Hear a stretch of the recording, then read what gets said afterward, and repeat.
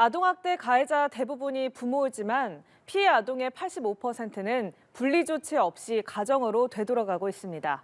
이른바 원가족 보호 원칙 때문인데요. 다시 학대 신고가 접수되는 사례가 15%에 달해 사후 관리가 미흡하다는 지적입니다. 성승환 기자입니다.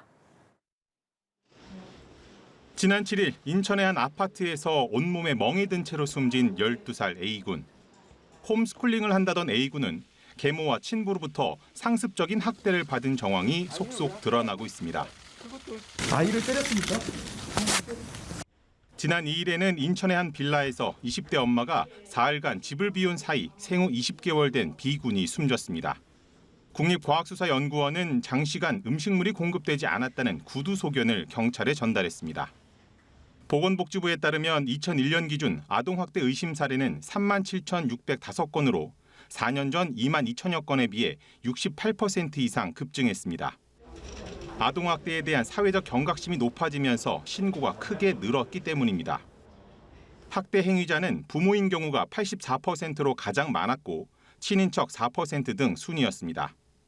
학대 장소 역시 가정 내가 86%로 대부분을 차지했습니다. 하지만 학대 피해 사례 가운데 85%의 아동이 분리 조치 없이 가정으로 다시 돌아가고 있습니다.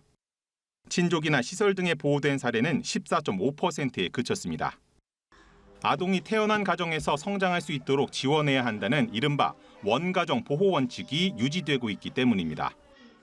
문제는 학대가 벌어진 상황에 대한 개선 없이 원가정 보호 원칙을 강조할 경우 또다시 학대가 발생할 가능성이 크다는 점입니다. 아동학대가 가장 많이 발생하는 곳이 가정이고 가해자가 부모인 점을 미뤄보자면 이제 부모 교육이라든지 이런 훈육, 양육 방법을 알려주면서 아동학대를 줄이는 게 가장 큰 관건이죠. 실제 아동학대로 판단된 사례 가운데 다시 신고가 접수된 사례가 5,517건으로 전체 아동학대의 15%에 이르고 있습니다. 전문가들은 가정 양육에 대한 현장 조사 등 국가 차원의 촘촘한 관리가 이루어져야 한다고 조언하고 있습니다. 연합뉴스 TV 성수환입니다.